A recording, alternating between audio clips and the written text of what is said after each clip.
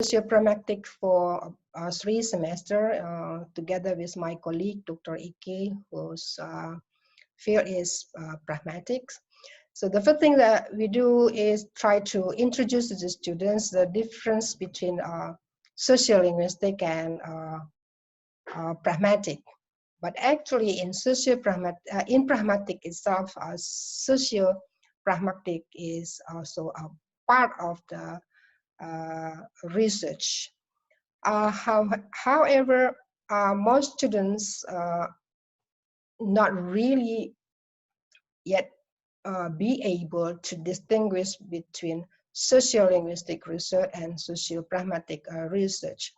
So that's and that one way for us to avoid further mixture or maybe also confusion to the students is by revising the curriculum, especially for the not for especially a curriculum in a study program of linguistics in Faculty of Humanities in Andalas University. So we offer subjects that really separate sociolinguistic from pragmatic. So we now have subjects called sociolinguistics and pragmatic. Before we didn't have sociolinguistic, neither pragmatic. So we had a socio-pragmatic, but the consequence is we have to work hard to make students understand the difference between the two. That's my answer. Thank you again, Burina. I think we still have time for one more questions from Mr. Ayendi. How to meet the informants by the main researcher during this pandemic in order to get qualified and satisfying data? To my experience, or what I did for my own research is inviting the informants to Padang City, and then I pay their transportation, and I collected the data by doing interview as I needed, while following the COVID-19 protocol. But that's still problematic because we cannot do that to many informants, because sociolinguistic research rely on a number of informants or number of respondents.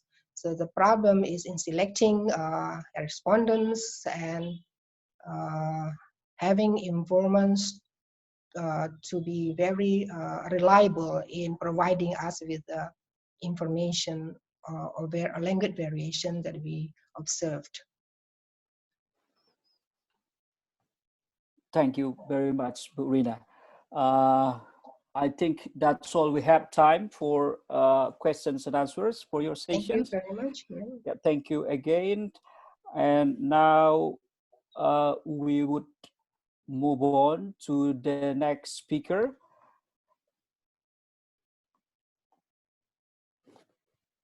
So we have our next speaker is Mr. Dubi Nadan Dakal. Is he already with us? Mr. Dakal? Thank you. I'd like to, yeah.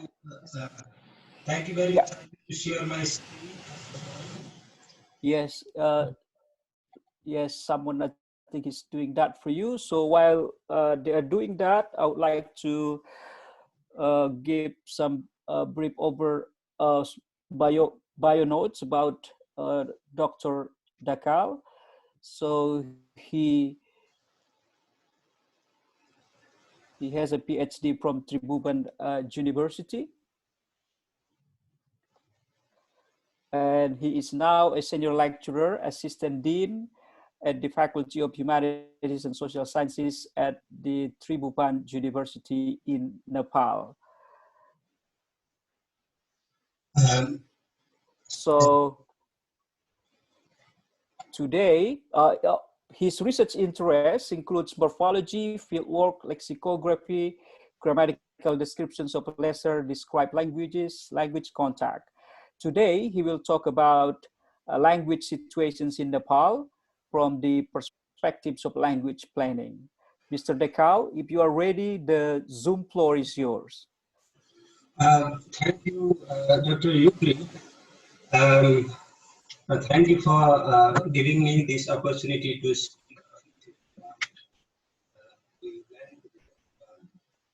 My topic of today's presentation is a bit broad and a kind of summarized because I think that this will be interesting for the participants in this conference. So I will be talking about language situation in Nepal from the perspective of I have organized my talk under these several headings.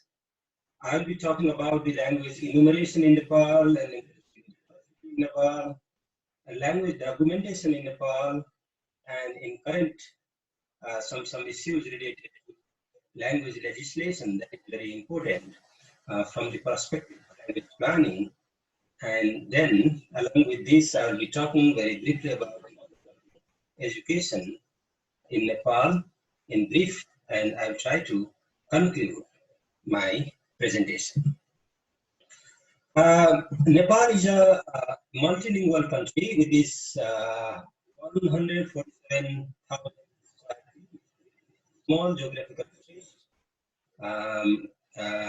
Nepal accommodates quite a large number of languages. To locate Nepal is a landlocked country between India and China, and lives in South Asia. And when we talk about the language enumeration in Nepal, we talk about language enumeration. So languages in Nepali censuses have been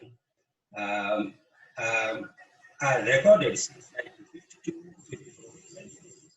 And when we move to the recent days, the number of languages in the national census is increasing. And to give very brief information about the population, Nepal has 26.5 million population. So when we talk about Nepal, we say that it's a multilingual country and it has more than 123 languages. But there are several estimates regarding the languages. For example, Etholog says, okay, there are 124 languages, and some estimates that the number may go up. And when we look at the national census, we also see that some languages across the board and some other foreign countries have actually included as mother tongue in the national census. And there are some languages which are used in Nepal as second languages, and a total of 91 languages are used as second languages in Nepal.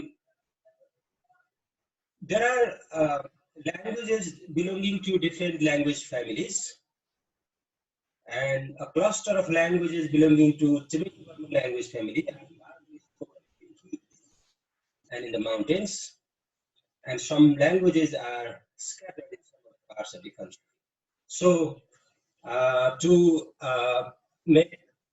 elaborate this point a bit further, there are four major language families and one language isolate, Kusunda, that's also spoken in Nepal.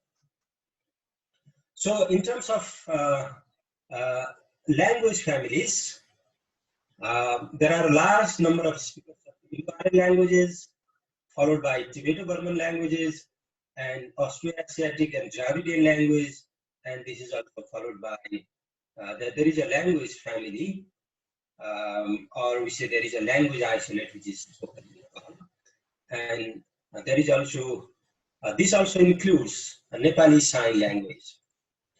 So let me very briefly talk about linguistic diversity in Nepal. So the first thing about talking about, discussing about the linguistic diversity is how to define this. The first concept is sheer multiplicity of languages, number of languages. The second is phylogenetic diversity, diversity in terms of language families. And third one is structural diversity, diversity of fundamental linguistic elements. As I mentioned before, Nepal accommodates within its small geographical space. Nepal accommodates Indo-Aryan languages, Tibeto-Burman languages. So as can be seen, 48 Indo-Aryan languages are spoken, 68 Tibeto-Burman languages, and Austroasiatic, Dravidian, and Lingui isolate, including other languages. So when we talk about the language diversity, there is diversity in terms of a sheer multiplicity of languages. And so I talk about the linguistic distribution of the languages, means and they are distributed in some, they have concentration in some specific geographical area and within different provinces in Nepal. And when we, as I referred to earlier, we can define linguistic diversity in terms of linguistic features. So the languages mentioned above can be further classified in terms of features. Some linguistic features or some grammatical features are similar and others are not. For example, when we talk about tone, for example, in many Tibetan languages, in many Tibeto-Burman languages, have tone. They are tonal. For example, when they say na, in low tone, this means first person singular I, but when it is na, that is in high tone, and this is number 5. So these some linguistic features are concentrated on specific language families, whereas some other features go across the language families. And here I talk about the language across borders. There are a number of languages which are spoken across the borders, particularly between Nepal and India. 47 such languages have been reported. But because the Nepal and China, there are a number of languages in the bordering areas between Nepal and China, but there have been very few studies related to them, and they have not been precisely mentioned as cross-border languages in Nepal. So there are of course the lexical similarities, and when we look at the linguistic features in terms of linguistic features and try to relate them to language diversity, we find some similarities across the language families, but we also find some differences. For example, when we look at the numeral and noun phrases, for example, some Tibeto-Burman language, in some Tibeto-Burman languages, numeral precede the head noun. For example, in example 1, Da Handu, that means one village, but in another Tibeto-Burman language, 2 cows 2. And in some other languages, the possessive relationship is shown by marking in the head noun. In example 4, Sahom means my son, but this is expressed by different way in example 3 without using the head marking. So they also differ in the linguistic features. So even within a language family, linguistic features are different. Okay, now I mentioned that I mentioned earlier that within a small geographic territory, Nepal presents a great linguistic diversity in terms of sheer number of languages and linguistic features and phylogenetic features. Now, I present the language documentation situation in Nepal. A large number of languages, many languages have a relatively small number of speakers. If you look at the data here, for example, 13 languages have less than 100 speakers. So 24 languages have the speakers between 100 and 1,000 and so on. So these small languages are, say, the languages with a few speakers. They are endangered languages. They have a few speakers and they are shifting to the language of wider communication in their daily life. So, so these small languages, I mean, the languages with a few speakers are endangered. For example, some languages have the speakers, a few dozen speakers, and who are above at the age of 50 or 60. When we talk about Baram, I take this as a sample, which are the speakers, just a few speakers. When we did the documentation of this, and the language is restricted, it is used only in a few domains, and there is no intergenerational language transmission of such languages. And this is simply a case, and this can be applied to a large number of languages in Nepal. So when I talk about the language documentation in Nepal, I broadly follow Heidelman 1998, who says that language documentation provide a comprehensive record of linguistic practices characteristic of a given community. So such language documentation works include audio and video recordings with corpus and annotated archive, digital archive, and in a broad sense, the collection of lexical items, writing grammars, and collection of text are considered to the activities related to language documentation. And there are a number of government agencies in Nepal which have been supporting the language documentation initiatives in Nepal. So, because there are a large number of languages with a few speakers, there are some international agencies which have been assisting us in the documentation work. For example, Volkswagen Foundation, Endangered Language Project, National Science Foundation, and so on. And there are some agencies which have been supporting the language documentation works at the national level. Okay, this is, there are some documentation projects supported by ELDP, SOS, and there are some documentation initiatives supported by National Science Foundations.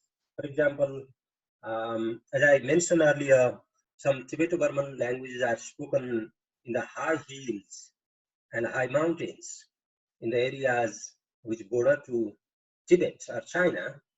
And I myself was involved in the documentation of these languages, for example, Manangurung, and so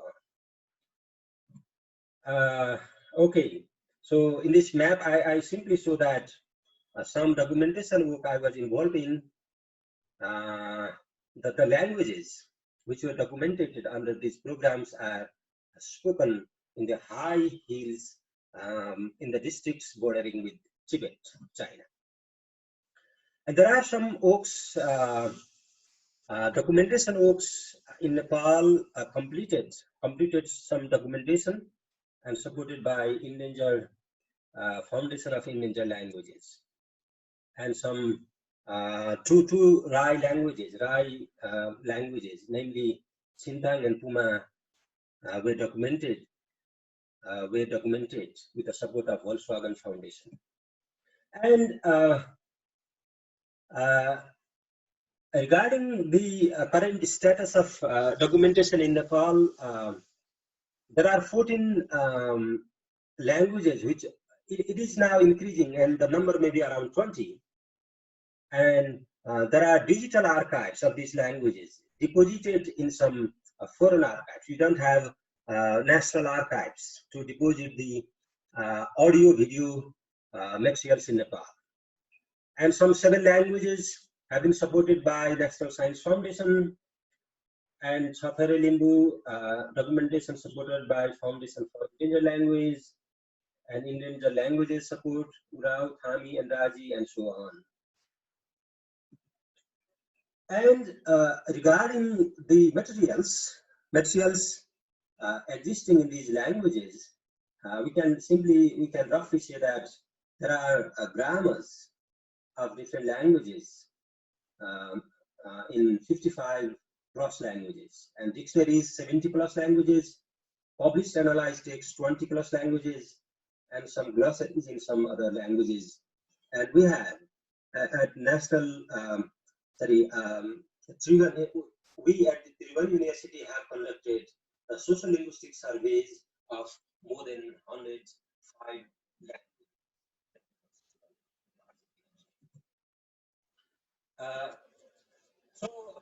With this background in language situation and language the language. So following, I try to talk with the status line, such as and purpose standardization, development. Just mention that different kinds of materials and related to language. So after the promulgation of new constitution, there are a number of issues related to the language planning. So it says Nepali language in the Devanagari script. So this is and it is used in and the constitution, there is a constitution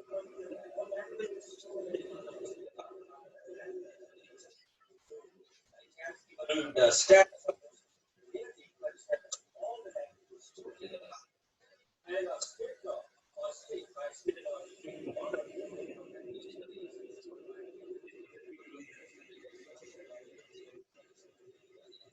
So there are 7 provinces in Nepal, and by formulating the law, by laws and these different provinces can use different administration. And there is a government body, language commission, which is working to.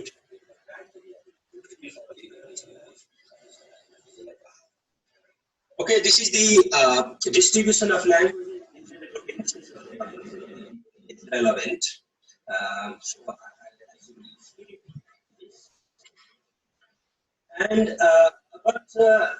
Although the constitution gives the opportunity to different languages to be used in official purpose, the provinces or the states in Nepal are not the linguistic states. So the majority of the speakers in different states are, most of the speakers are Nepali. So Nepali in 4 states is bigger, and this means that there is a less chance of using other languages than the major language in government offices in these different provinces. But because of the provisions in the constitution, in local government, more recently local bodies, for example, municipalities in specific language. However, adequate preparation is needed before any language in the court, in local government, and so on. So I will be talking very briefly about acquisition planning, and then I'll try to. There are some provisions related to teaching the children in their mother tongue in the constitution and in current laws and bylaws in Nepal. So there is a constitutional provision that every Nepalese community residing in Nepal shall have the right to get education in their mother tongue. And for that purpose, to open and operate schools in accordance with that. So there is a provision that at the local level, the local bodies of the government may decide to use the local language in education and in government offices. Every Nepalese community residing in Nepal shall have the right to preserve and promote its language, culture, cultural civilization and heritage, and so on. So there is a provision to teach the children in their mother tongue in Nepal. And this is mainly guided by what UNESCO says. This is grounded by the theoretical claim that the children understand based on their mother tongue. So there are some practices of teaching the children in their mother tongue in Nepal, and it is guided by the claim that, by the theory that children understand based in their mother tongue. So in mother tongue related to mother tongue teaching, language teaching, Nepali is the official language. Nepali and English are the medium of instruction, often referred to as multilingual education and teaching the children in their mother tongue. Mother tongue teaching is grounded, I mentioned it earlier, and now attempts have been made to teach the mother tongue as subjects rather than as a medium of instruction. So in local schools, local communities are teaching the children in their mother tongue, but this is used as subjects rather than as a medium of instruction. And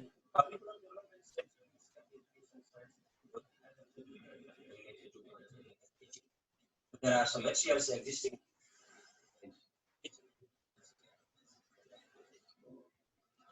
Okay, we linguists often talk about the advantages of teaching.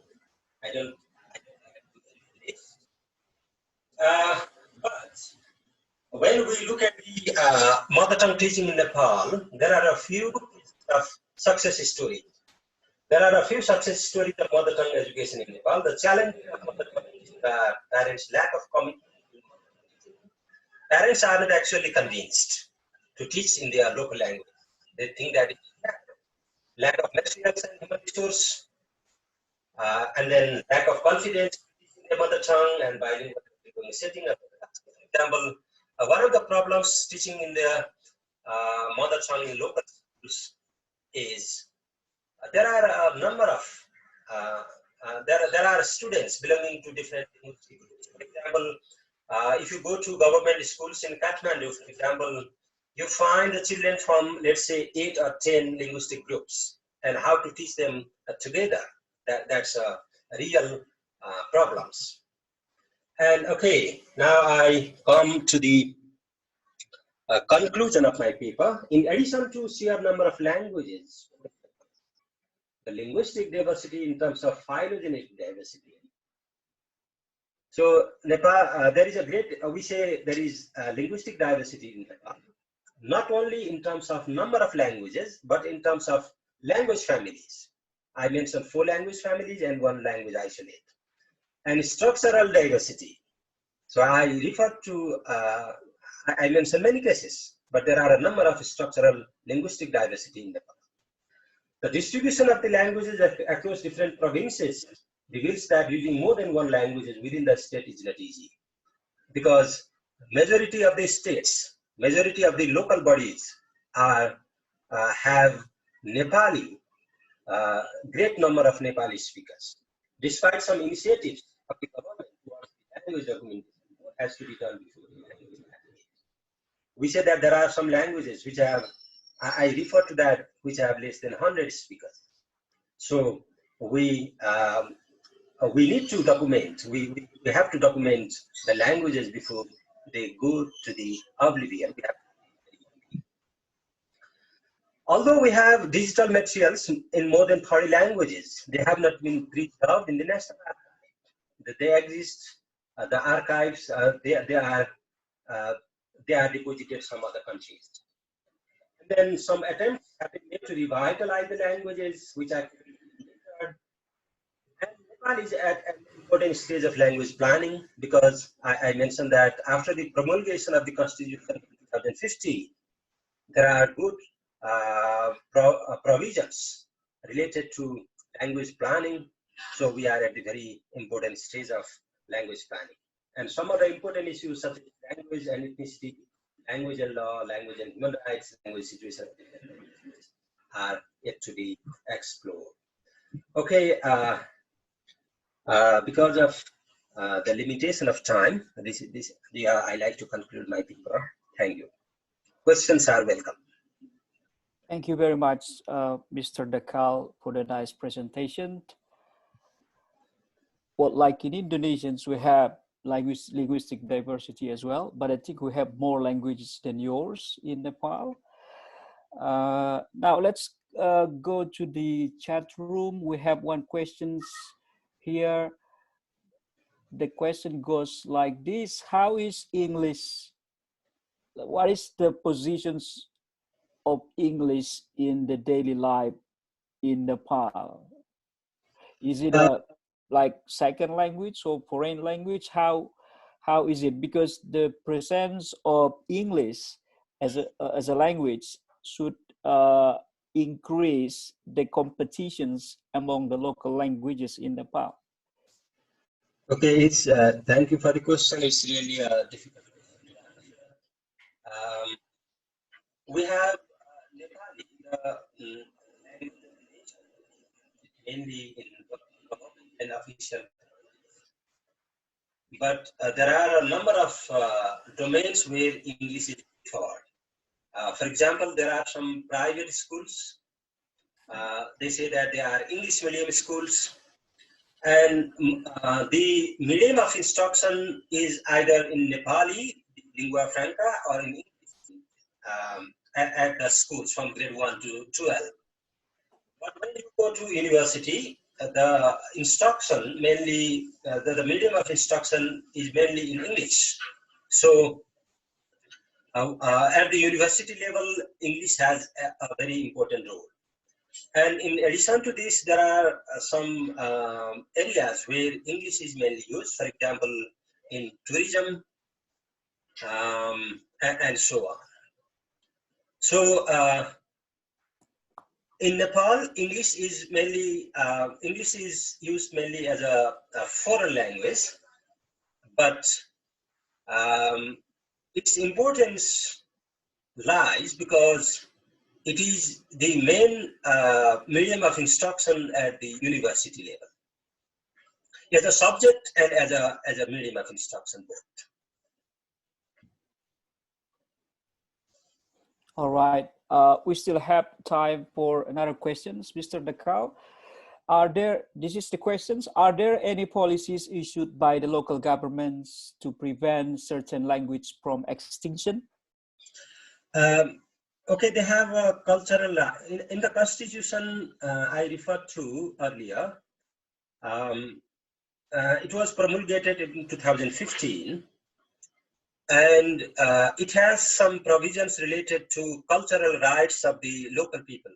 So local governments can decide and they can arrange, or they can set aside funding to document the local languages, and they have a right to use the local languages in local administration as well. For example, recently there are some news coverages in different newspapers that different local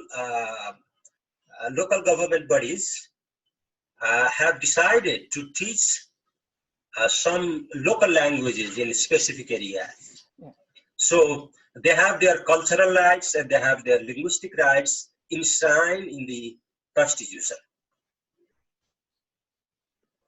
All right, thank you very much. That's very interesting, Mr. Dakal. Unfortunately, we don't have more time for more questions. We would like to thank you for your insightful presentations. Thank you very much for giving me this opportunity to speak a few things related to languages in Nepal. Thank you very much. You're welcome. Ladies and gentlemen, now we will come to the fourth speaker. We're going to hear from Dr. Devina Krishna. I hope she is here with us already. Yes, I'm here. I hope I'm audible. Good morning. Yes, loud and clear. Thank you. Okay, thank you. So, Dr. Krishna, are you the co-host now? So, are you going to share screen as well, right? Yes, sure. Yeah, I think someone is helping you to do that. So while we are doing that, let me give a brief introductions about you. So Dr. Krishna from Patna Women's College in India. She has a PhD qualifications from Jawaharlal Nehru University. She is an assistant professor. Her research interests includes general linguistics, phonetics, English language teaching, communication skills, and managerial communications. Today, she will talk about lexical tones in Dogri. So when you are ready, we are ready, Ms. Krista. Okay, thank you so much. I want to thank all the organizers for providing me this opportunity to speak on a topic on which not much scientific work has been carried. So the topic of my research is lexical tones in Dogri. So I'd just like to share my screen now. Now, before I actually talk about what are tonal languages, let me give a brief introduction to the Dogri language. Dogri belongs to the Western Indo-Aryan branch of Indo-European family, and it is chiefly spoken in the Jammu region of Jammu and Kashmir, northern Punjab, Himachal Pradesh, and other parts of Kashmir.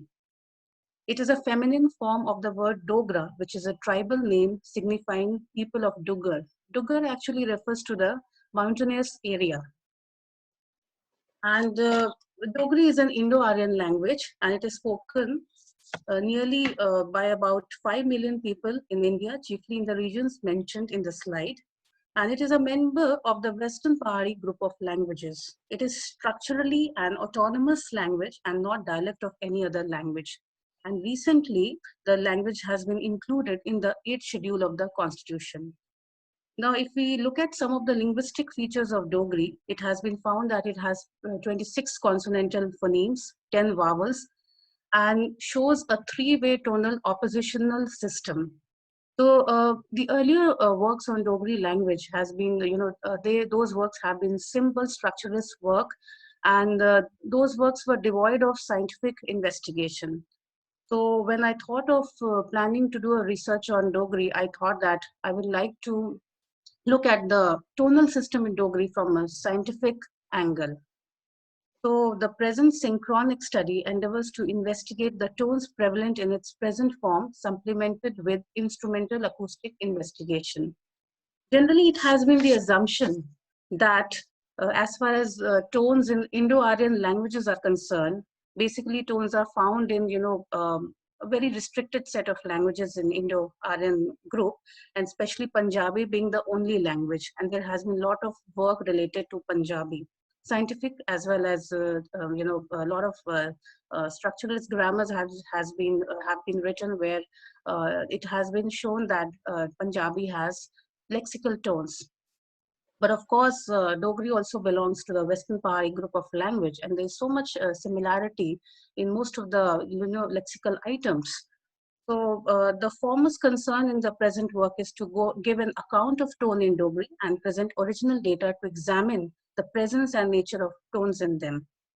In the realm of tonal phonetics, there has been limited work in Western Indo-Aryan languages. And as I told that the earlier works were limited in number and they were simple structuralist grammars. So these studies were devoid of acoustic instrumental investigation, and there was a lack of technology. And nowadays we have a good number of software, and I have made use of the Prat software for unearthing the tonal system in Dogri language. Now, the main hypothesis of the present work is that lexical tones may be found in Dogri other than Punjabi. This is the primary hypothesis of my research. As far as the research methods were concerned, of course, I thought to prepare, take care of, make some strategy. So what I did, I conducted this research with a few of the informants, and they were native speakers of Dogri of same age groups and gender. They were consulted, and I tried to maintain a homogeneity as far as the, informants were concerned. So the age groups were nearly similar, the gender was nearly similar, because so that I could get some reliable results. So apart from recording the simple lexical items and the minimal pairs, I also prepared a declarative sentences framework, and according to two contexts, prominent and given. That was just to make an analysis of the effectiveness of pitch among the language. Because the two contexts were prepared just to see if there was any variation, within the two contexts, and if there was any variation, that was noted down. And in my analysis, I also found, which I'll also show eventually, that almost even in the prominent as well as the given context, the results were nearly the same. So native speakers of Dogri of same age groups and gender were inquired and consulted. There was conduction of field trips in the regions of Jammu, chiefly Basoli, which is a small town in Kathua district in the Union Territory of Jammu and Kashmir in India.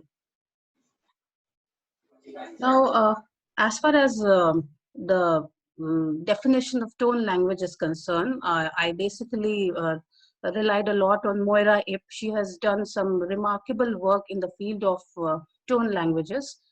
She explains that a language with tone is a language in which an indication of pitch enters into the lexical realization of at least some morphemes.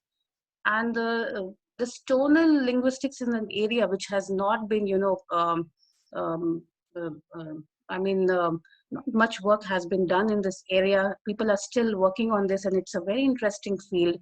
So, coming up with the, finding tones in Dogri was itself was a lot of interesting thing to explore. Now, when we determine tones, there are certain acoustic cues on the basis of which we, determine tones. And these cues are pitch, intensity, and duration. Of course, pitch is the, fundamental frequency we try to, calculate through the software. We also see whether a particular vowel is intense or not, if it is strong or not. And duration is a very important cue in determining the lexical tones. These are some aspects of tones which I have just mentioned. Tones are an essential part of words. For example, tones in Mandarin are used to clarify the meaning of words. Tones are involved with grammatical structure. For example, in the Sumi language, shifts in tone on verbs undergo nominalization. Tones may interact with stress. It is a stress tone that bears the tone. So there's a word in Dogri like koda.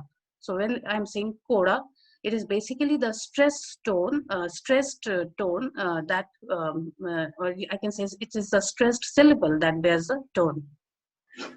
Non-tonal languages may come to have a tone, a phenomenon known as tonogenesis, where a language has tone. So tonogenesis is basically, the genesis of tone, how tones have come into existence, that it talks about. And I'll also little bit talk about in as far as Dogri is concerned.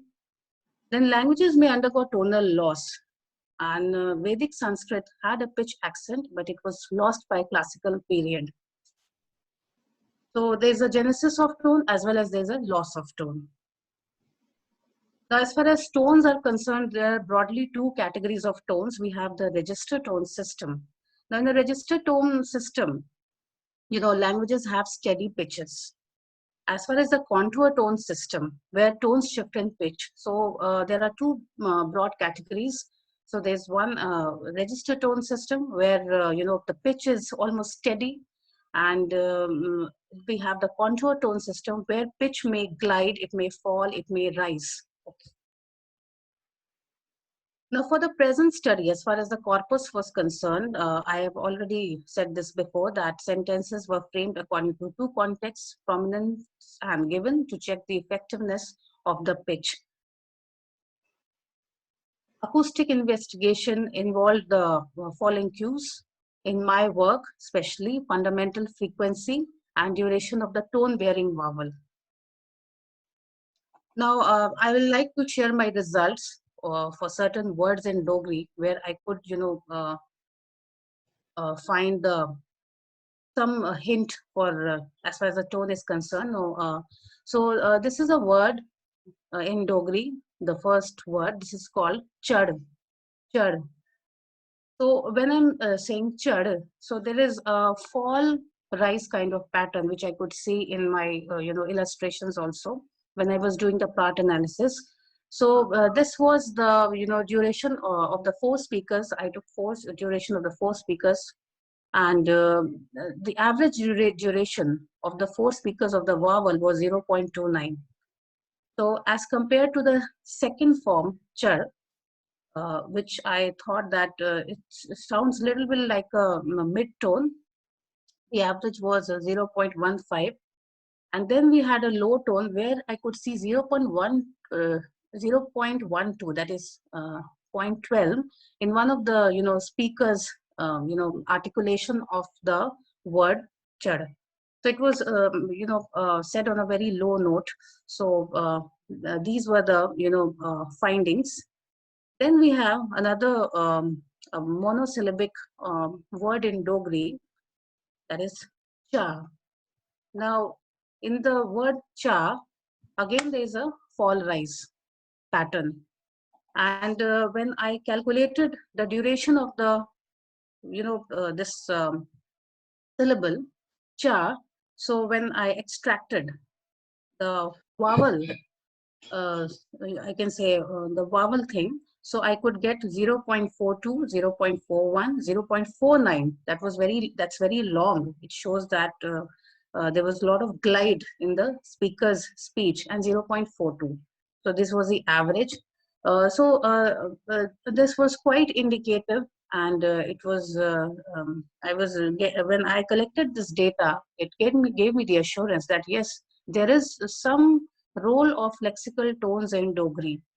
We have been always reading about Punjabi language, but then yes, other than that, Dogri is also showing tonal distinctions.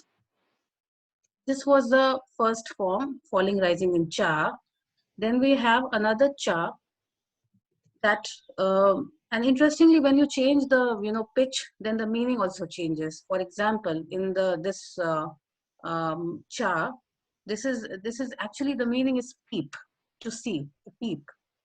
And then we have cha, which is kind of, you can say, mid-tone. I perceive this as a mid-tone. So this was basically, the meaning was tea in Dogri, tea. And then we have another form, cha, cha. So that was, the meaning was wish. So of course, through these examples, as a speaker was changing the pitch, there was a change in the meaning of the word also. Then that was in the, I have given some sentences related to, context prominent. In the context given also, I could get almost the same, set of data, and the same results. So it was almost the same, maybe a little variation, but not much. So, so in a way, this thing was fixed in both the cases. So the duration of the syllable nucleus was taken into account for all the four speakers. In the above mentioned example, as we noticed that the vowel bearing falling rising is longer as compared to the other two. The low tone remains the shortest in duration, while the mid remains in intermediate position. Most of the words were articulated in declarative manner. According to the figures within the study, in the word cha, the vowel bearing the falling rising tone is the longest in duration, and the trends are visible in sentences of both the contexts. Now, these are some illustrations, and I would like to show some, make you hear some audio recordings also. So this is the speaker's one illustration, and as you can see, I have just taken a screenshot of the Prapt software. This is the text grid, and as you can see, this is how I have segmented. This blue line is basically the pitch, and this is showing the I have segmented this chart thing over here, the syllabic division, I can say. And this is a vowel. This is such a long stretch. And as you can see, the glide over there. So it starts somewhere here, and this is gliding. So we can say that this is a falling rising pitch, which means peep. I will make you hear the sound also. Then we have another, the second set of word cha, which means T. So here there is no glide, or rather the pitch, seems to be a little bit steady as compared to the previous slide where it was gliding. There was a contour we could see. So this is not in this case.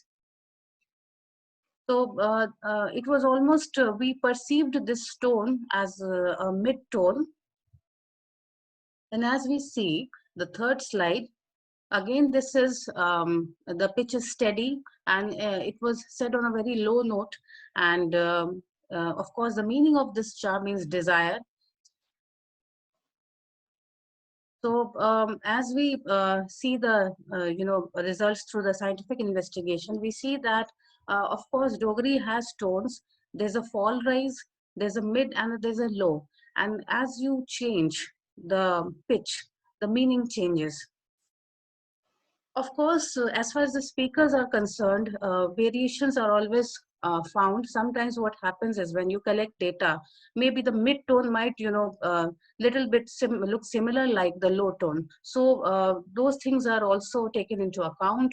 And it is very important to go natural with the speakers. For example, while the speakers are interacting, when they're very natural in their speech, it is good to do the recordings, because they actually come out with the actual language. Sometimes what happens is, like, I will just like to show my experience. I try to collect data from an old person, an old woman, but when I was asking I was asking her to the words, to elicit the words, she was very nervous. So it can happen. So you have to make the speakers feel very comfortable. You have to make them feel very relaxed. So only in a relaxed state of mind they can come with the original data. Otherwise they'll be in a lot of pressure, or they might be feeling agitated, or little bit nervous. So that is very important, to make the environment relaxed. So this was for context given also. The earlier one was for the context prominent, and this was the context given. Again, we can see the contour, and as I told you that the patterns were almost maintained in both the contexts.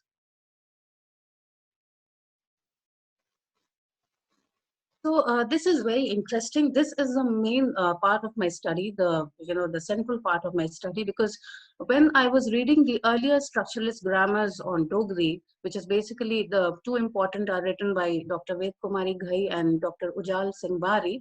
So they have, obviously, they have mentioned about lexical tones in Dogri. They feel that tones exist in Dogri, but due to lack of scientific opportunities, they haven't carried out that much scientific work. Of course, Dr. Ved Kumari Ghai, she a little bit talks about, some kind of scientific investigation which she conducted during that time, but not much, provisions were there, and it was there was a lack of a good scientific investigation, as we have in today's time, when we have a lot of speech software and we can conduct these studies. Now, that was regarding the duration, which I calculated. Next was the FO value measurements. Now, this was the fundamental frequency of the vowels. Again, if we see, so these are the other set of lexical items I have seen. So these are three, the same forms with the different tones. So the first is P. Okay, so then we have this was with the contour P, and then we have another P with the mid tone, and then we have with the low tone. So here, if we look at the one with the contour, it has the highest in one of the speakers' speech. It has one of the highest average FO, 286.44.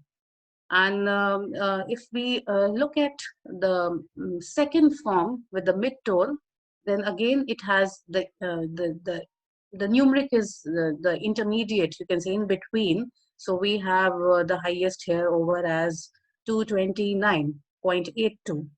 And then we have the third form P. Again, this is carrying the low tone, and it has one of the speakers is showing the lowest fundamental frequency, 122.1. And this is true that if there's a contour, then the falling rising tone, for example, that will show the highest fundamental frequency of the vowel. Of course, it has a longer duration also. Then we have another context that is given. Here also, almost I could get the same result almost. So we had this was another cue in proving, the hypothesis that yes, lexical tones are there in Dogri. So in the above mentioned figures, one notes that the fundamental frequency value is highest in the case of falling rising tone, lowest in case of low tone, and intermediate in case of the mid tone. And such trends are visible in sentences of both contexts. So there are some more examples which I would like to enumerate now. So we have falling rising tones existing in Dogri words such as P. So P means again with the contour. So when I'm saying P, okay, so in Hindi, there's a word for again fir. So what happened in Dogri, why these tones have, come into existence? So the aspirated ones, the aspirations have disappeared, and if we look at this word P, maybe it meant fear, and the aspiration, it got lost, and then that loss of aspiration has given rise to a feature called tone over here, and this has been basically when we talk about tonogenesis, this is what we talk about, the genesis of tones, how tones have, come into existence. So maybe loss of aspiration has given rise to tones. Then we have another word, koda. So in Hindi, we say koda. In Hindi, we say ghoda. Again, what is happening when I'm saying koda? This is the same word we say even in Punjabi. We say koda for horse. Now in Dogri also, it is the same word, koda. And again, we have a falling rising contour. But what happens? How if we look at the tonogenetic account of this word koda, we can say that again from the Hindi word ghoda, there has been some, the voicing has got lost, and the aspiration has got lost, and this loss of aspiration has given rise to the birth of tone in these languages. So these are the observations. Then we have the falling, then we have the mid-tone with different phonetic manifestations, as in words such as P. Here, the P means grind if it is accompanied with a mid-tone. And then we have coda with a mid-tone, which means leper. Then we have low tone, as in words such as P, which means drink, and coda, which is set on a very low note, which means whip. Again, there is something called stress-tone relationship. Stress is an indispensable part of Dogri phonological system, and it determines the location of the word tone. So it is basically the stress that determines the locus of the word tone. The stress syllable bears a tone. For example, in a word like coda, that means horse, the stress falls on the syllable that carries the tone. It is basically the first syllable that is carrying, the tone ko, but of course in the ra part, it is getting spread. It is getting spreaded. So it is the tone here is contouring, and it is spreading to the next syllable also. So there's a case of spreading, we can say. So these were the observations of the study. The study firmly establishes with technological aid the fact that Dogri is another tonal language, one of the languages of Indo-Aryan origin in India besides Punjabi. The language allows 3 tones, falling, rising, mid, and low. The Dogri tonogenesis deserves a special attention. Tone emerges at the expense of voicing and loss of obstruents. This is the same thing I have been saying when we try to look at the tonogenetic account of words. Then in the case of Dogri, we can say that tone has emerged at the expense of voicing, and there has been case of, the voiced consonants have become voiceless, and the aspiration thing has got lost, and that has given rise to the birth of tones. The role of stress in determining the locus of tone is another focused area of the study. So it is the stress syllable that carries the tone, the location of the tone. And of course, I have made use of the software that is PRAT, and that is a unique feature of the study. It is through this software I could actually, worked on my acoustic cues and come up with the results. So the conclusion, I would like to conclude, the present work can be extended in future with more extensive data for the exploration of tones. So whatever data I could, found, and whatever results I could found, that really strengthened my argument and my hypothesis.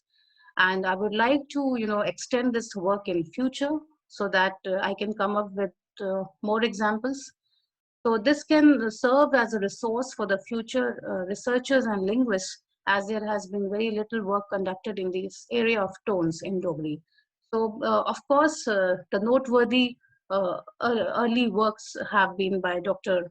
Ved Kumari Ghai and Dr. Ujjal Singh Bali. They have worked in this area, but then afterwards there was a gap. Not much work has been conducted in the area of Dogri tonal linguistics. So maybe the kind of research I have been doing, it can serve as a resource for the future researchers. Apart from this, I consider this work as a tribute to the members of my Dogri community too, as well as others. The work aims to contribute to the data of phonetic study of tones in Dogri. The present study holds relevance for future researchers and linguists. It will help the future investigators and researchers in the field of phonetics and phonology. It can also serve as a source of documentation for documentary linguists, as the language may reach in a dying state in the near future. One thing I observed that when I was collecting, mostly I collected the data from elders, and as I told you that within the data collection process, I try to maintain the homogeneity as far as the age was concerned and the gender was concerned. Though I also interacted with, the younger generation, but I could see that their Dogri was a kind of mix. There were a lot of Hindi words they were speaking. So maybe this is happening on the account that people have started speaking less of their mother tongues in that region. So most of the youngsters, their language was a sort of mix, maybe due to language shift or some sort of migration to other places. So I could see that the younger generation are not using Dogri to a great extent. So maybe there are so many reasons for that. So it is, as we always say as linguists, that we must speak our mother tongue. So as a linguist, we would like to, document data for our future generations, which we are doing. And it was as the people in Jammu have stopped speaking in Dogri, mostly children. The language is spoken on a regular, frequent basis in that region. Thus, we notice that in villages and districts, the language is still alive, while in towns, the speakers make less use of the language in their various linguistic domains. That is true. So maybe, as I told you, that when I entered the Basoli region in the Jammu state. Dr. Krishna? Yes. Yep. It's almost time. Yeah, it's almost time. Yes, I'm just wrapping up in 2 minutes. Yep. So, I could see that people in the rural areas, they still retain their language.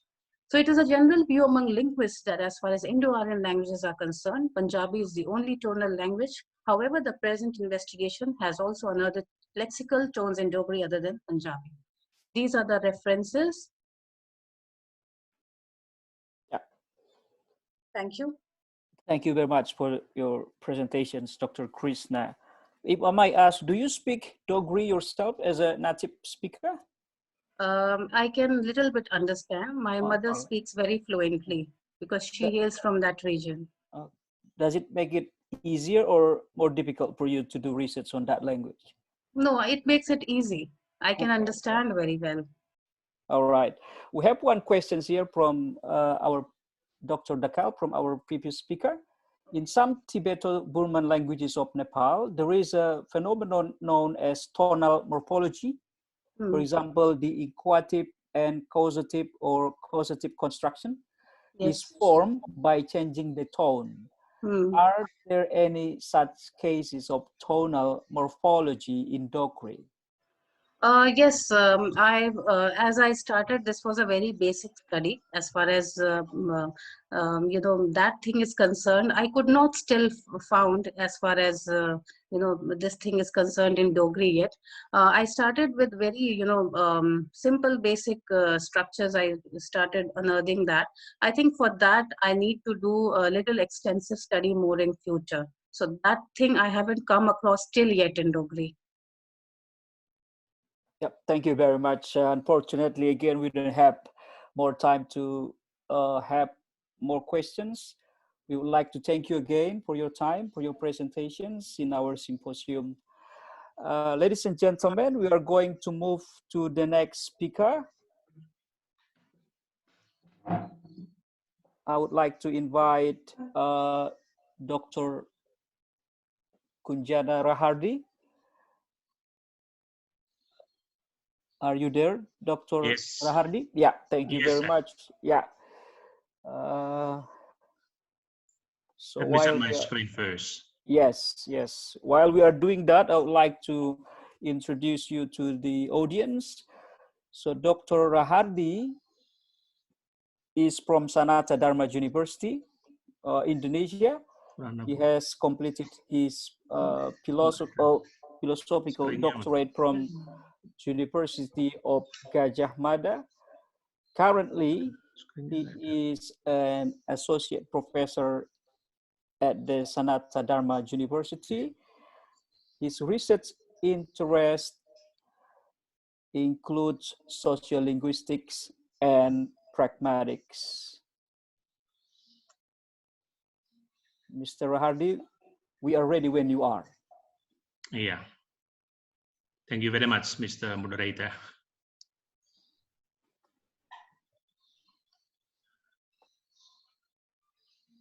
Can you listen my voice?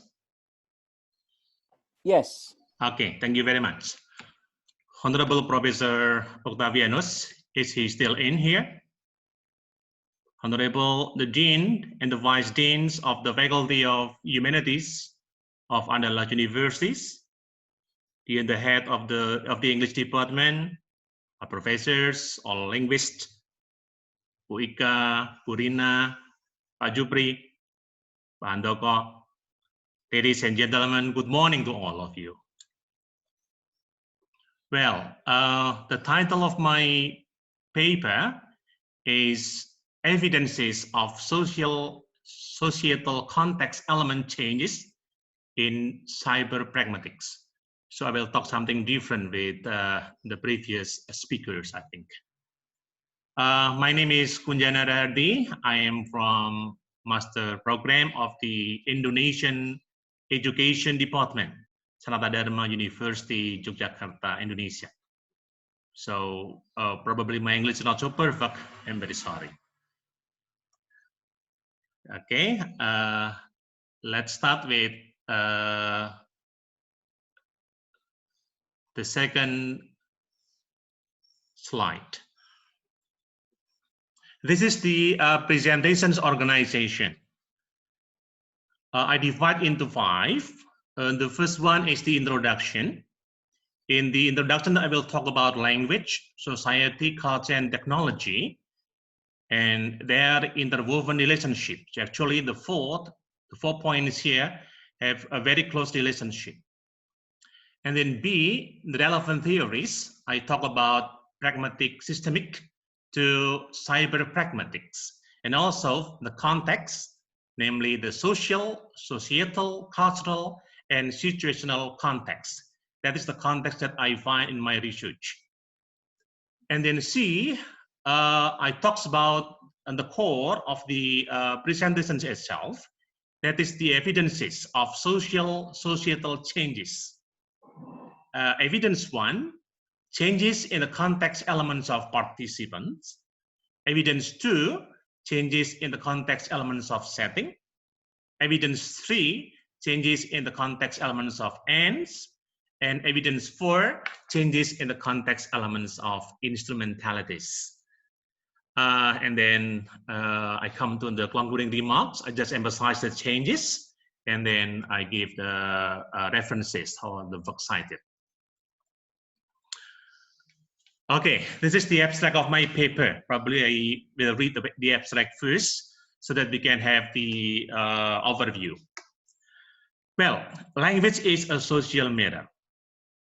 Language is inseparable from information technology, digital technology, and also the internet technology. The close connection between language and technology brings a great impact on the study of languages under the linguistic discipline. In the study of meaning, the implication of relations is evident in the pragmatic study, which brought the impetus of cyber pragmatics. So pragmatic study is now changing from general pragmatics to cyber pragmatics. Fact shows that the research of pragmatics is always lagging behind the fast developing linguistics and non-linguistic researches. The development of digital and internal technology brings significant impacts on the rampant use of careless language in social media, which has not been documented in language study. Similarly, the fact regarding societal context element changes and the respect have not been documented comprehensively and holistically. This short article focuses on the effort to respond to the shortcomings. And the third one, the main purpose of this article is to describe evidence of societal context element changes seen from the cyber pragmatic studies. From the observation of such linguistic phenomena and from the previous studies that the writer has conducted in this field, the societal context element changes occur in the following context elements: that is setting, participants, ends, and instrumentalities. And the benefits of this conceptual article, this is not a research article, is to develop the pragmatic study, both in Indonesia and abroad, which needs to be further developed. Okay, and then I'll come to the next slide, and that is about the language, society, culture, and technology. Language, society, culture, and technology as a part of culture have a very close relationship. So I think everybody believe about it. The close connection between language and technology brings a great impact on the study of languages under the linguistic discipline. So we are moving, So we are moving from the conventional pragmatics to the new one that is called the cyber pragmatics. Language is like a two-edged sword. The use of language has two sides depending on the motive of the users. In the disruptive era, the use of side of the sword is called technology. Technology can be said as an integral part of culture and its development. Technology cannot be separated from the society who owns the culture. Since language is the social matter, as is said by the, I think by Elaine Chaika, a language cannot be separated at all from technology.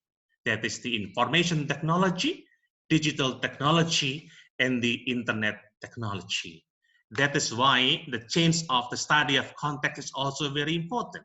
Not only the study of pragmatics from the conventional one to the cyber pragmatics, but the study of context is also changing. That is from the conventional one to the virtual one. This is the descriptions of the interweaving relationship. I just emphasize that on the 4 points here have a very close relationship. That language and society is very near because it is the mirror, and then society and culture is also very near.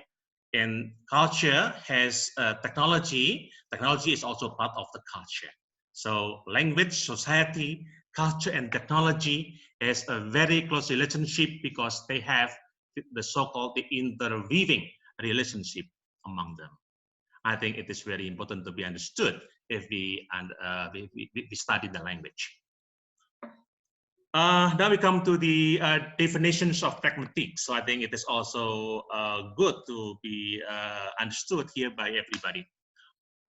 Pragmatic is a subfield of linguistics and semiotics that studies how context contributes to meanings.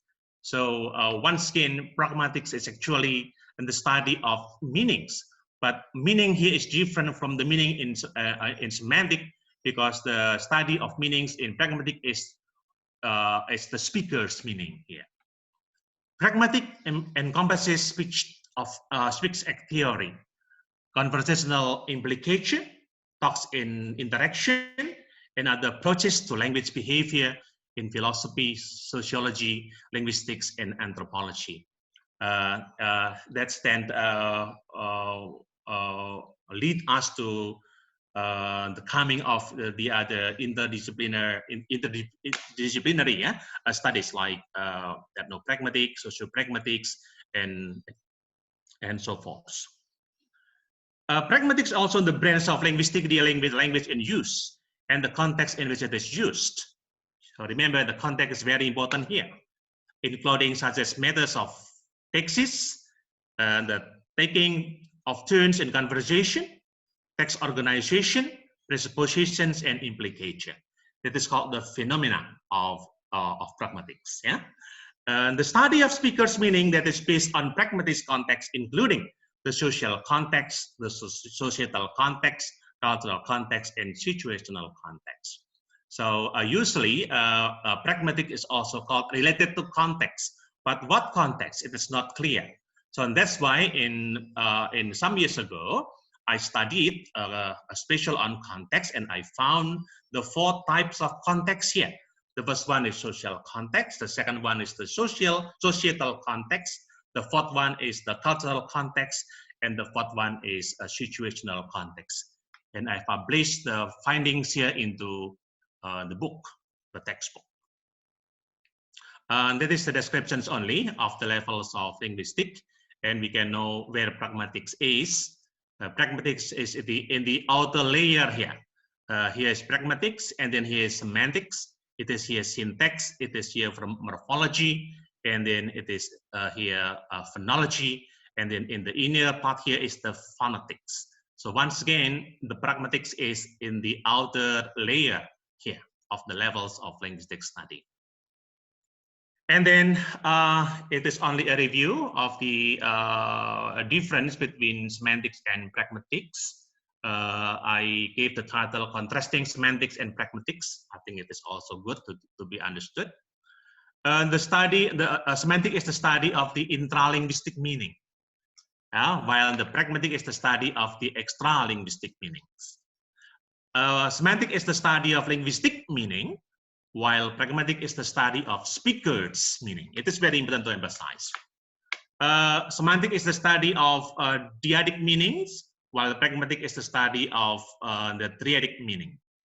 Meaning in semantic is context-free, while the meaning in pragmatic is always context-bound. Context in semantic is called co-text, while context in pragmatic is called context. Yeah, I think it is very important to be understood. This is very important too. I talk about the pragmatic differentiation here.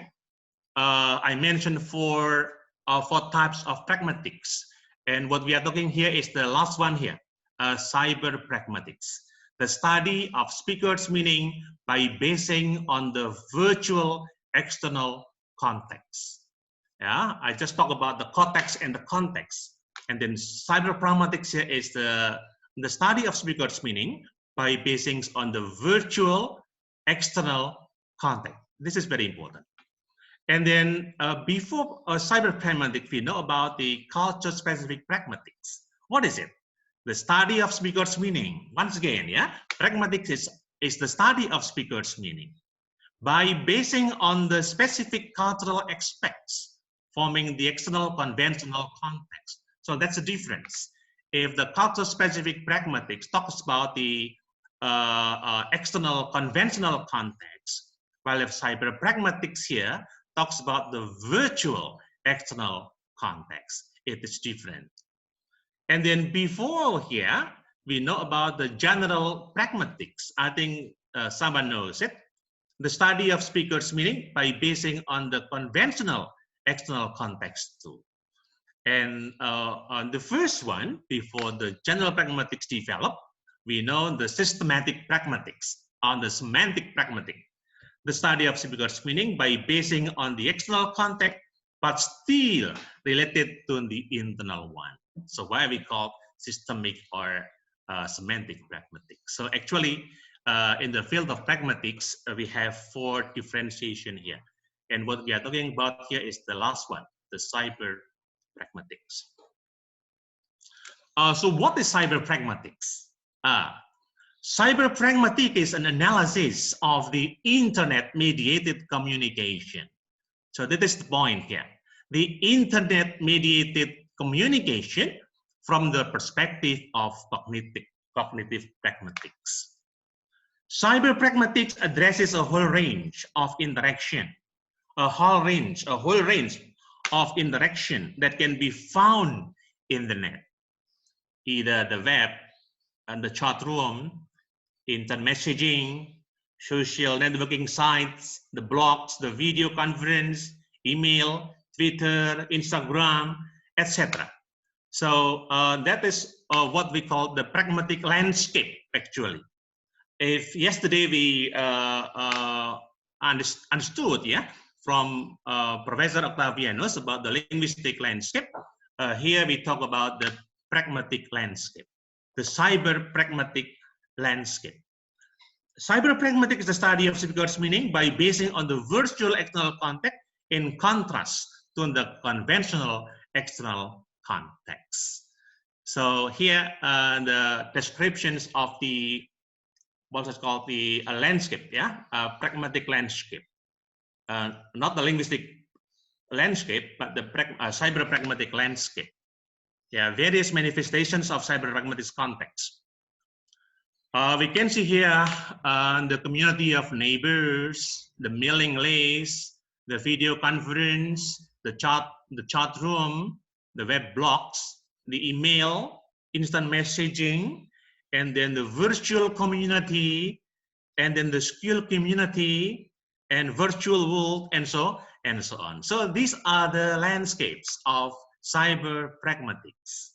Now we not again talk about the what is called the social community, like what is taught in social linguistics by Ibu Rina, yeah. But we talk about the virtual community. So the community is changing now, yeah, from the social one into the virtual one, yeah.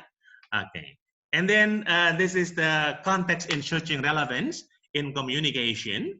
So, and the emphasis is now on the relevance. So we talk about the theories from Jan and Sperber, and we talks about the relevance, yeah. The maxims of cooperative principles by Grice is then summarized by Dan and Sperber into the relevance maxim here. So in cyber pragmatics, the maxims of relevance is adopted actually. Yeah, defining the context of pragmatics. Yeah, context in the study of pragmatics are generally defined as the shared background knowledge of the speakers in a communication. That is what we found in most texts from Western books. Yeah, but I think it is not quite clear what is meant by the shared background knowledge here. So that what lead me to make a research on context itself. Then I find the definition here in my book. Context in pragmatic is personal and social assumption owned between the speaker and the hearer in a communication. So that is my definition, one of my definition of context here. A personal and social assumption. So context is actually assumptions on by the speaker and the hearer. That's what leads to the meaning of the communication actually. If we forget about the assumptions in interpreting the meaning, then we cannot find anything. Yeah. And then regarding the context, Rahardi, me myself, differentiate context into four, I've mentioned before, namely in the social context, the societal context, the cultural context, and the situational context. So I tried to give a more exposure that context is not merely a definition of the shared background knowledge, but actually we can differentiate into four, namely the social context, the societal context, the cultural context, and the situational context. That is the new theory, I think, from Rahardi Punjana. Yeah, that's the difference between the social context and the societal context. Let's see on the slide. The social context refers to horizontal relationship among individuals in a community. So solidarity here, yeah? While the social context refers to vertical relationship among individuals in a community. So that's a difference. Social refers to horizontal relationship, while societal refers to vertical relationship. Social context refers to social distance, while societal context refers to social status and social rank. So that's the difference, yeah, between social and societal context. And then what's the difference between cultural and situational context? Let's see. Cultural context refers to cultural background and life values and norms of certain communities, while situational context refers to any atmosphere and situations forming the background of the utterance of the speakers. So any atmosphere and any situation, not about the cultural background here. Yeah, come back to the cultural context. Cultural context refers to the values and norms. That's the point. Values and norms, whether interculturally, cross-culturally, and specific culturally. Yeah, while situational context refers to whether the situation is formal, informal, relaxed, or tense. I hope everybody quite understand with the difference between the four kinds of context I found in my research here. So these are the evidences, the last points of my presentation. This is the main point actually, yeah? Evidences of changes of participants element of societal context, the changes of elements of participant, yeah? Gender, the first one is the aspect of gender. At that time, in the conventional context, the point to differentiate is whether he is female or male. But now, in virtual external context, it can be any gender, not again gender, not again female or female, any gender. And then age, the elements of age, whether young or old. And now, not again age.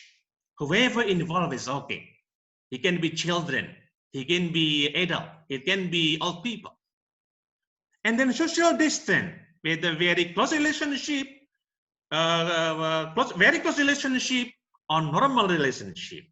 Well, now in the virtual context, regarding the participant, it can be whatever social status, whatever social rank is okay. It is unidentified. It is unidentified now. And then individuals being the member of social community, as I mentioned before, but now individuals is being a member of virtual community. That's the difference of the aspects of elements of participant. And then the second evidence on the elements of setting. Let's see. Venue, aspect of the place determine the language codes at the time. In the conventional context, yeah?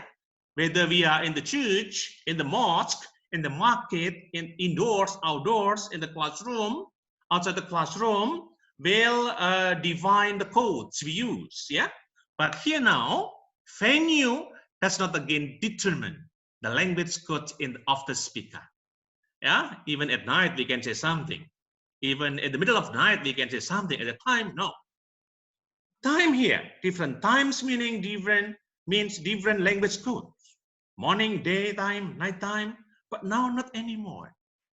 And then the atmosphere and the time, whether it is relaxed, informal, tense, rush or not, but now it is not again the same with the last one. And then evidence 3, concerning the ends, we see that the ends or goals of speech totally determine the language code. Yeah, and then in the virtual context, ends or goals of speech partially determine the language code. Only partially. At that time, totally. It is now partially only, because the ends on the goals can be varied. Yeah, heterogeneous, not again homogeneous, like in the last. The speaker's end is speech is single. The speakers are mostly in mono-dimensional objective of life. Well, now in virtual context, in cyber-pragmatics, the speaker's end of speech tend to be heterogeneous. The speakers are mostly in multi-dimensional goals of life. Yeah, that's why the multi-intelligence is now developed everywhere, because a person should solve the problems which are quite many. It's different like in the past. And the last one is the evidence of the instrumentalities. Let me explain for a moment. The channel of communication can be in the form of epistemologic tools at the time. We can see in Java, we understand the kentongan, yeah, a kinds of traditional bells made of bamboo or woods. Yeah, it can be a means of communication in the past. Yeah, it can be part of the conventional external context. Well, now not anymore. The channel of communication can be in the form of digital tools or gadget. Smartphones for delivering information and communication, for social media, for any purposes. Only one touch of the button and then the message can be everywhere in the world. Well, at the time, no, only using the epistemologic tools. The scope of communication is limited within the reach of the epistemologic apparatus at the time. Well, now the scope of communication and the impact of social media can be unlimited. I think we know about it. We can see how hoax or hate speeches can be very fast, very rapid, yeah, comes to the people because of the virtual external context here. Excuse me, That is the Mr. Rahardi. Oh, yeah, go on. Yeah, okay. Almost the end, Mr. Jubri, yeah? Yes, I come to the concluding remarks here, yeah? I think only for about 2 minutes, it's okay. The first one is the shift of elements of societal context from the conventional type to the virtual one definitely determines the quality of communication in the disruptive era. That is the first point. Yeah. And the second one is linguistic studies, especially in relation to the branch of pragmatics, must refocus the core of the study. It is related to my question in this morning to Ibu Rina, that pragmatics now changing. Yeah, so linguistics is always the focusing on the language variation, but pragmatics always focuses on speaker's meaning, and the cyber pragmatic is more complex here. And the last one, the impact of informational, digital, and internet technology must be vastly considered in the study, so that this branch of linguistics focusing on the study of speaker's meaning will run on the right track in the disruptive area. So actually, I asked many people who are interested in pragmatics now to change the focus of the study of pragmatics not again to the conventional pragmatics, but we have to move to the cyber pragmatics. Not again to the conventional context, but we move to the virtual external context. That is more important in communication in the disruptive era. I think that's all. Thank you very much, Mr. Moderator. Thank you very much. You're welcome, Mr. Rahardi.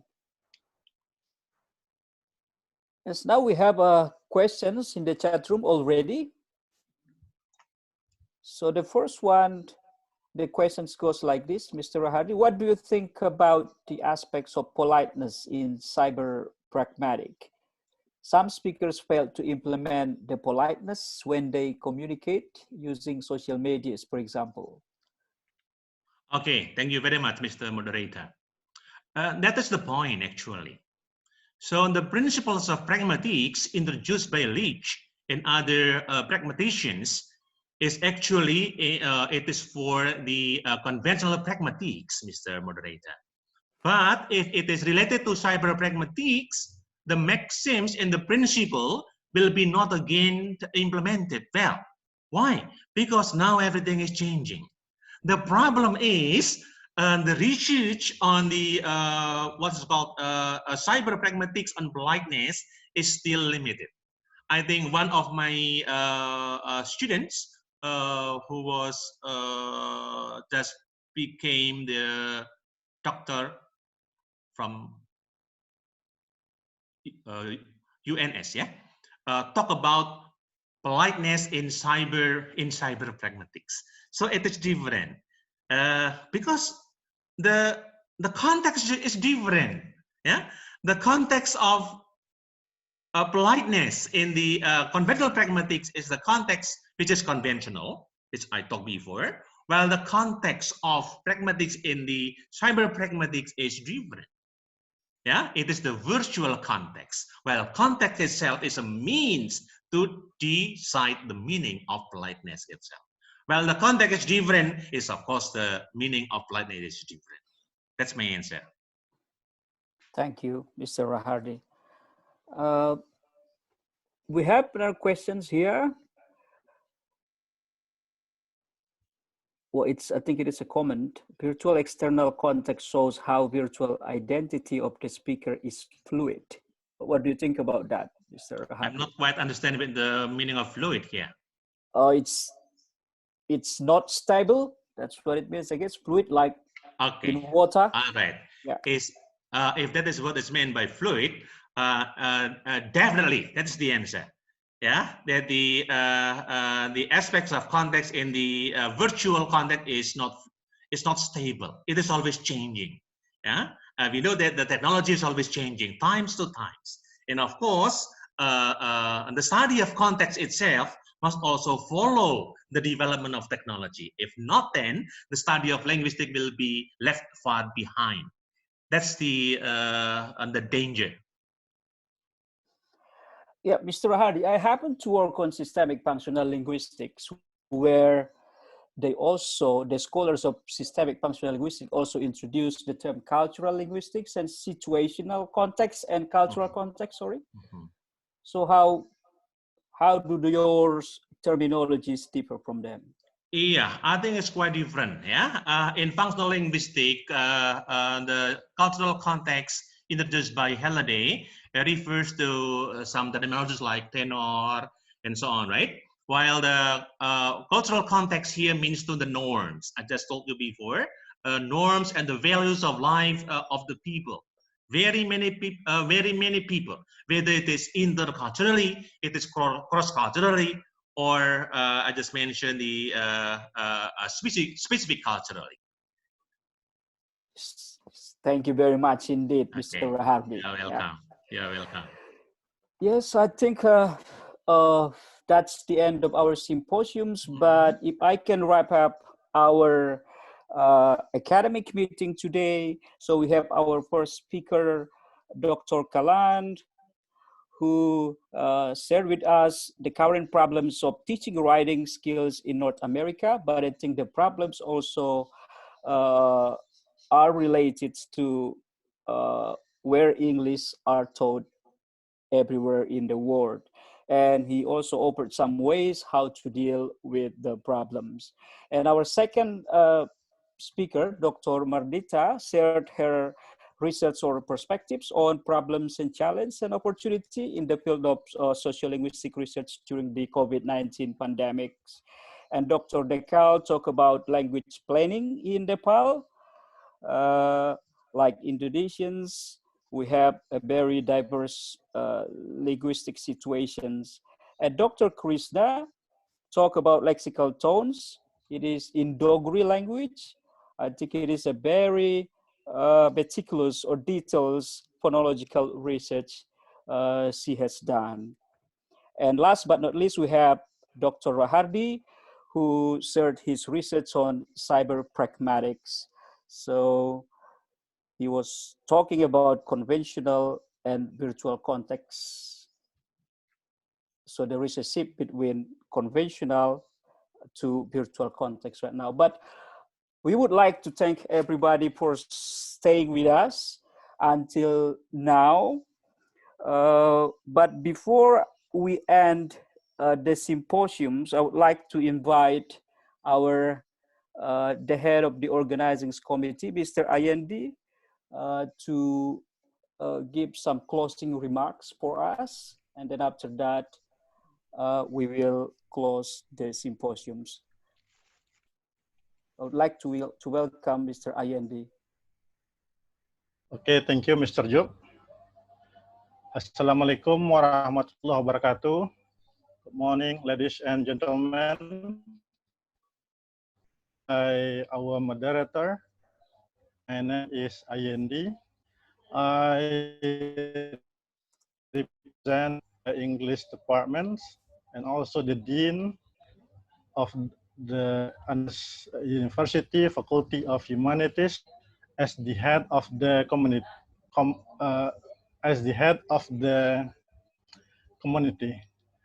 Now we come to the end sessions that actually I really don't like because we will be virtually. Actually, discussing linguistics is interesting things so that we can cook rice here and continue our discussion further. However, I can keep you here any longer because we will have our own different activities after these sessions.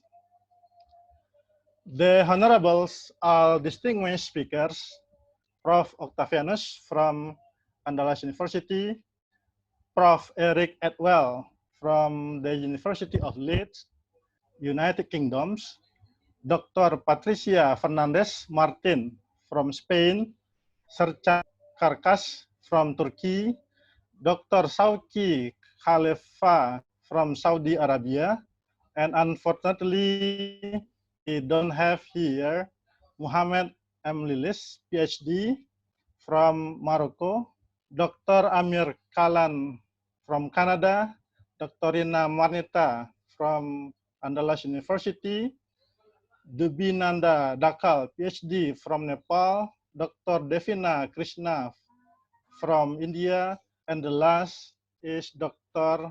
R. Kuncana Rahadi from Sanata Dharma University, Indonesia. Let me begin by thanking you all for many interesting and useful presentations and fruitful discussions in the studies of international symposiums on linguistics with the themes research on language and disruptive technology during COVID-19 pandemics. I believe many good experiences have been shared and good lessons learned from you all. The most important idea we have learned from the amazing speakers is that the rapid technology developments and pandemic situations has challenged us as the researcher or linguist with big and various data that must be approached differently and adaptively. I also want to express my gratitude or our gratitude to the Dean of Humanities Faculty of Andalas University who has facilitated this event. In this case, the present was represented by the Vice Dean 1, Gusti Sastra M. Hum, PhD, and for the moderators, Dr. Ike Rivita M. Hum and Zul Prianto M.A. PhD, who have moderated our symposium interestingly and interactively. And then for all college and participants who have been enthusiastically to join and to immerse in this interesting symposium. Then I would like to thank our own committee members for organizing these events and ensuring it runs so smoothly, although it has been prepared shortly. Day of the symposiums, the symposium process is not over yet. First, we will send you via email regarding the e-certificate.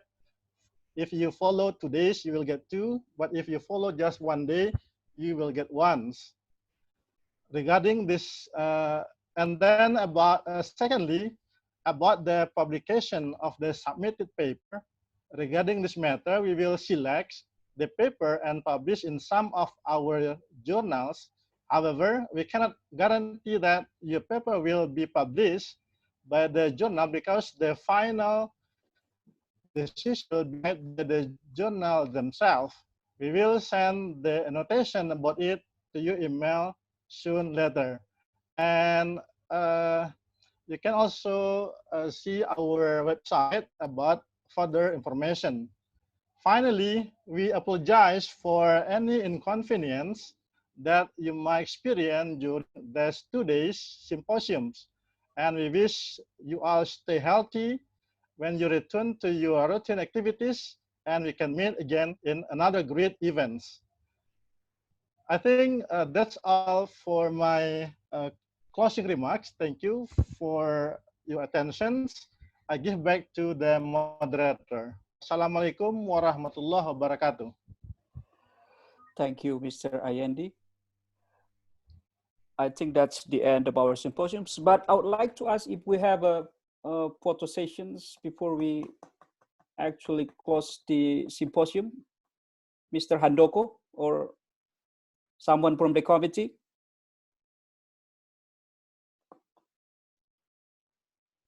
Bu Vera atau Bu Ayu? Bu Ayu? Is there Bu Ayu? Bu Ayu has sophisticated handphone. Okay, I will take it. Okay, one. Yeah, let's hope everyone to activate their video. So turn on your video. Yeah. So we can have. Yes, we are ready. Secondly, different people have different body types. Also, immune systems vary from people to people. Creating one pill for all seems like a science fiction story. Thirdly, it might take a decade of studies to fully understand the implication of having just a pill instead of food. Long-term effects of this not be. Okay, I think that's all.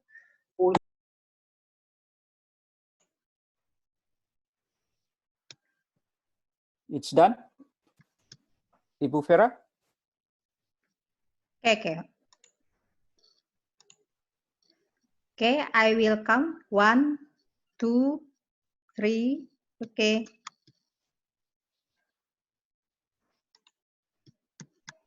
Okay.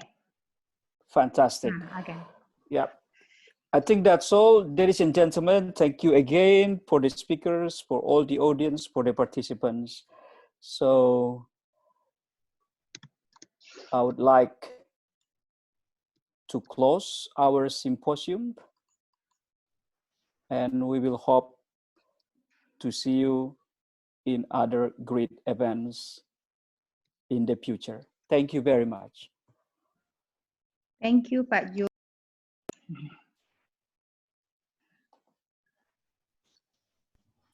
Thank you for our speaker. Thank you, all speakers. Sugar or sweets. For the committee. Fourthly, we pay for salt as